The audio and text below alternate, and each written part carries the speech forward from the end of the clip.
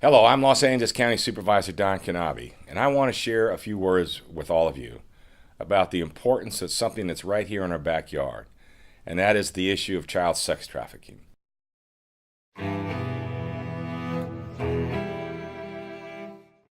A lot of the young women that we work with are not willing victims, or they're not they're difficult children sometimes because they're groomed by their trafficker or by their pimp, that whenever they come across law enforcement or anyone else who's inquisitive of why they're on the street and what they're doing, first and foremost is to lie about their age.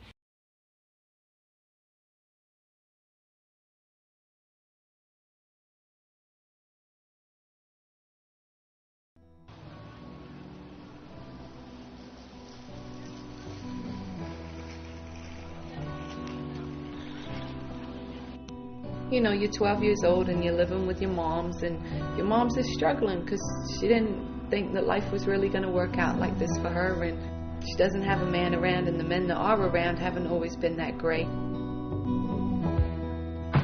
Sexual abuse is becoming kind of normal for you, and you think that other people don't have secrets that are as bad as you, and maybe you've tried to talk to somebody at school and they haven't really heard you, or maybe they just haven't had time to listen to you. And so you're seeing these girls on the videos, and they're so pretty and they're so sexy, and so your way at 12 of escaping into this fantasy world is to think about what it must be like to be one of these girls, and you know that adult men already look at you, and you wonder how you can kind of use that. I was just a child, and that's how I was supposed to live, like a child and like an adult. So one day you're coming out of school and there's a guy outside in a Cadillac, and he's nice looking. I mean, he's got the baseball cap and the jeans and the Timbs, and he tells you how pretty you are, and you know how pretty your hair looks, and it's been a while since anybody even really noticed anything about you. And for the first time you feel like somebody's really interested in you, because now all of a sudden he's asking you about your dreams and your hopes and where your father's at, and he says that he can be a daddy to you. The people that I shouldn't have depended on, I was depending on for support.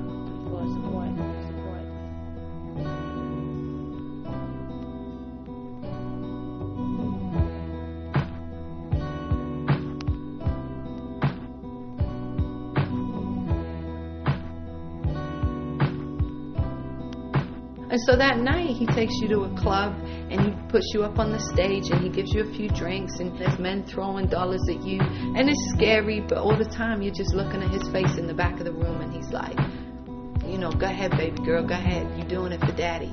And you're feeling proud because nobody's ever said that to you.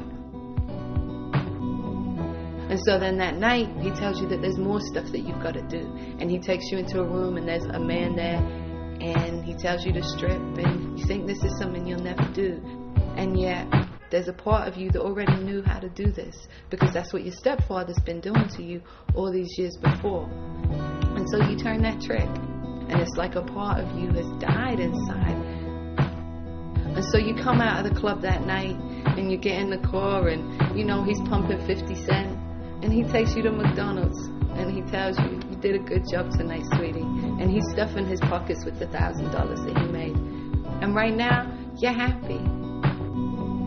The people that I shouldn't have depended on, I was depending on for support.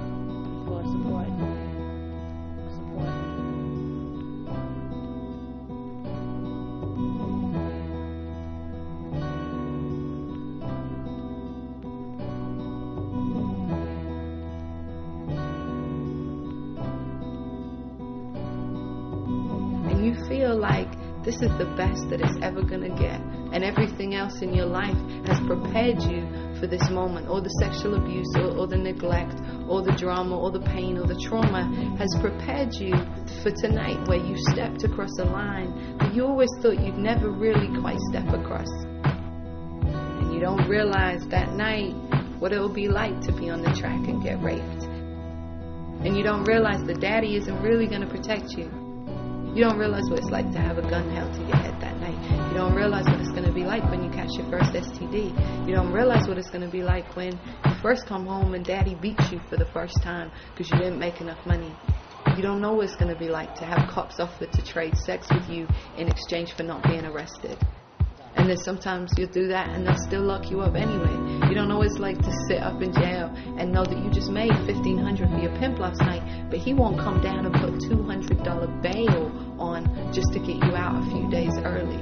You don't know what it's like to walk down the street at 6 o'clock in the morning when you're just getting off work and people are starting their day and they see you and they know what you do and they look at you in a way that you just don't feel like you belong in that world anymore. And you don't know what it's like to feel like you've lost part of yourself along the way and to feel like you'll never leave. And no matter how many times you try to leave, he'll always find you and catch you. But that night, all you care about is the fact you're riding in a Cadillac and you're eating McDonald's and you're listening to 50 and you got this one man who you really think loves you sitting right by your side.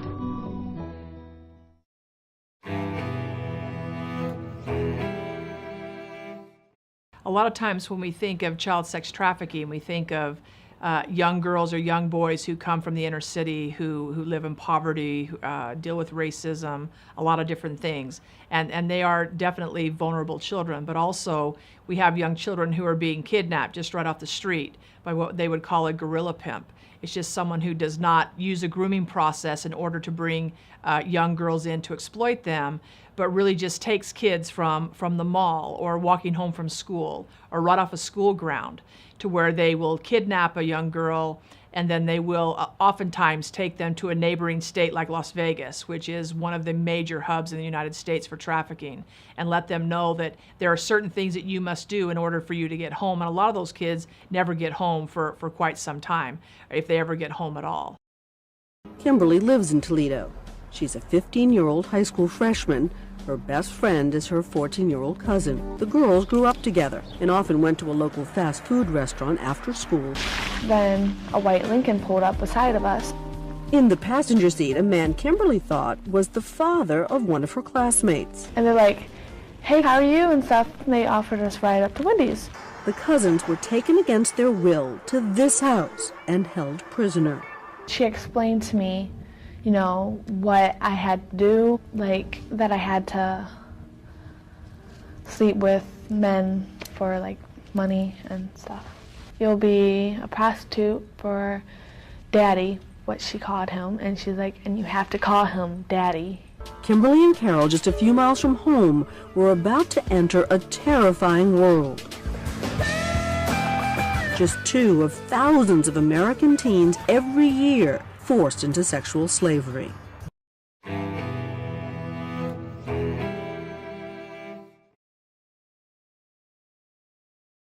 The dynamics of young men a lot of times look a little bit different.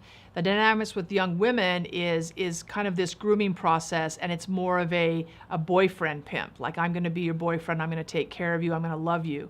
For a lot of young men, it's not that relationship with a trafficker, and they're usually not controlled by a trafficker, but they're usually out on the streets to survive, and what you would consider survival sex.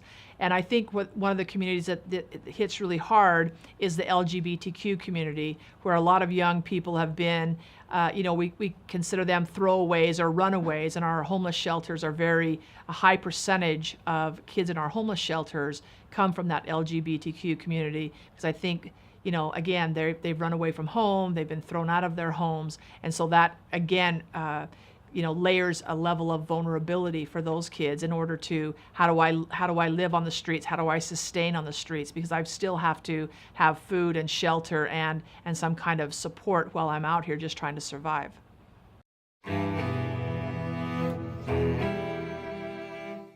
I would say to the guys in the field, even if they're not sure that if a situation looks right, even if things don't seem out of place, go by your instinct, go by your feeling. That can go a long way with helping a child. Don't be afraid to pull that child out if you need to. Like Michelle was saying, it could save a life. It could save a lot of lives. And to definitely treat the girls like human beings. Don't treat them as prostitutes, because they're not. Don't treat them as less than. And I'm not saying that they would, but there are certain individuals out there that may come off kind of in a weird way or kind of a disrespectful way, and kids pick up on a lot of stuff, and our kids are like hypersensitive at that point. So just do everything possible to make that child feel comfortable and to make that child feel like a human being and to make that child feel safe. And it can go a long way as far as getting them out and getting them the help that they need. But how can you help? And that's the most important issue. It's a very recognizable kind of a situation that first responders, in many cases, could be on the forefront of identifying these victims. And let me tell you how. It could be a domestic violence issue. It could be a child abuse issue, when it really is a sex trafficking issue. So you're the eyes and ears, you're the front line. First responders are always there in these very difficult situations, no matter what the call. And so there's an opportunity for you to participate to help identify these young victims.